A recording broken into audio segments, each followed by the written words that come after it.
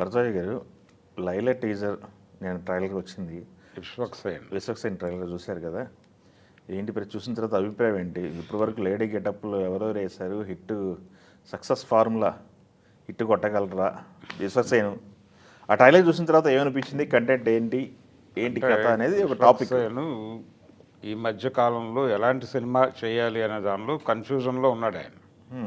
అంటే out and out entertainer చేయాలి అనేటువంటి ఒక ప్రోగ్రామ్ తీసుకున్నాడు ఈ సినిమాతో.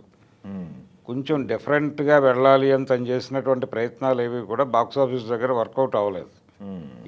ఏదో ఒక కారణంతో అవి అనుకున్న స్థాయి విజయాన్ని అందుకోవటంలో తడబాటు నడుస్తూ వచ్చింది. అయితే అతను నటుడిగా అతని స్టామినా మీద జనాలకు అనుమానాలు ఏం లేవు. దీన్ని ఆసరాగా చేసుకుని ఒక అవుట్ అండ్ అవుట్ ఎంటర్టైనర్ ఇవ్వాలి అనే ప్రోగ్రాంతో భాగంగా ఈ సినిమా డిజైన్ చేసినట్టుగా కనిపిస్తుంది.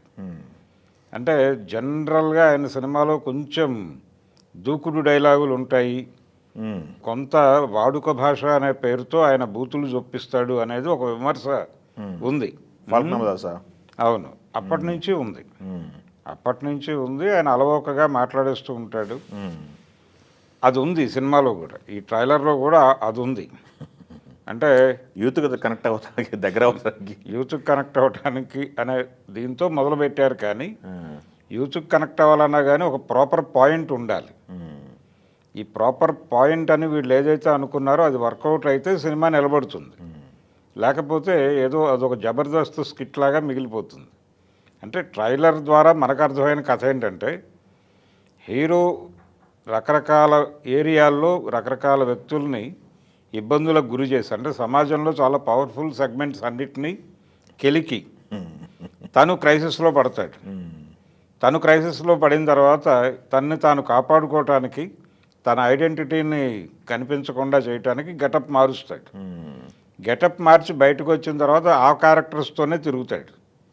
అలా కామెడీని జనరేట్ చేయడం ద్వారా ఆడియన్స్ని ఎంటర్టైన్ చేయాలనుకుంటున్నారు అనేది వాళ్ళ వ్యూహంగా కనిపించింది.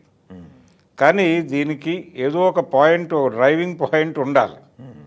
ఆ పాయింట్ కనుక ప్రాపర్గా ఉంటే ఇది వర్కౌట్ అవుతుంది. గతంలో కూడా మనకి ఇలా ఆడవేషాలు వేసినటువంటి నటులు ఉన్నారు. రాజేంద్ర ప్రసాద్ ఉన్నాడు, కమల్ హాసన్ గారు ఉన్నాడు, భామనే సత్యభామనేలో ఆయన అవుట్ అండ్ అవుట్ చేశాడు. అయితే దానికి ఒక డ్రైవింగ్ పాయింట్ ఉంది ప్రాపర్గా. వాళ్ళు అలా డిజైన్ చేసుకున్నారు, అది వర్కౌట్ అయింది. అలాగే మేడం సినిమాకు కూడా ఒక పాయింట్ ఉంది, దాని మీద డిజైన్ చేసుకున్న కథ అది. ఇవన్నీ పక్కన పెట్టేస్తే కేవలం అవుట్ అండ్ అవుట్ ఎంటర్టైనర్గా ఉండాలి అనే లక్ష్యంతో తీసి పెద్ద హిట్ కొట్టిన సినిమా ఇంకోటి ఉంది, చిత్రం బళారే విచిత్రం, నరేష్ది. నరేష్ కెరియర్లోనే బిగ్గెస్ట్ హిట్ అది. రెండోది, ఆ సినిమా ఇంకా వేరే వ్యవహారాలు ఏమీ పెట్టుకోలేదు వాళ్ళు. అంటే ఏదో ఒక సందేశం ఇవ్వాలి ఇలాంటివి ఏవీ పెట్టుకోకుండా అవుట్ అండ్ అవుట్ ఎంటర్టైనర్ ఇవ్వాలి అని మాత్రమే అనుకున్నారు. అది వర్కౌట్ అయింది. అందులో బ్రహ్మానందం క్యారెక్టర్తో సహా మహర్షి రాఘవ లాంటి సీరియస్ ఎలిమెంట్తో కూడా కామెడీ చేయించారు. అలా అది జనాలను విపరీతంగా థియేటర్లకి రప్పించుకోగలిగింది ఆ సినిమా.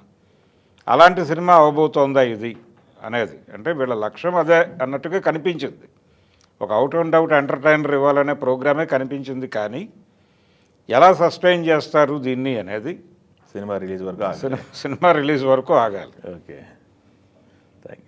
ఇలా చేసిన వాళ్ళు ఇంకా ఉన్నారు, పాత రోజుల్లో కూడా ఉన్నారు. రామారావు గారు కూడా ఓ సినిమాలో ఆడగేటప్లో కనిపిస్తాడు. అవునవును, చేశారు. బాలకృష్ణ గారు చేశారు. ఇందాక మంచు మనోజ్ కూడా ఓ సినిమా పాండవుల 9 ఆ సినిమాలో చేశాడు. ఈ చరిత్ర ఉంది, కొంచెం ఇంట్రెస్టింగ్ పాయింటే అది. దాని మీద నడిచేటువంటి సన్నివేశాల మీద కూడా జనాలకు ఒక అవగాహన ఉంది. ఈ సన్నివేశాలు నడుస్తాయి అనేది భామనే సత్యభామనే ఈ సినిమాల ద్వారా మనకు అర్థమైపోయింది. ఇందులో ట్రైలర్లో కూడా ఆ పోలికలు కనిపించినాయి. కానీ జనాలకి క్యూరియాసిటీ, అంటే తెలిసిన కథని ఇంట్రెస్టింగ్గా ఎలా చెప్పటం అనే దగ్గర డైరెక్టర్లు వాళ్ళు ప్రతిభను ప్రదర్శించాల్సి ఉంటుంది. మరి ఈ సినిమాలో ఏ ప్రతిభ ప్రదర్శించారో మనం రిలీజ్ అయ్యాక కానీ చెప్పలేం.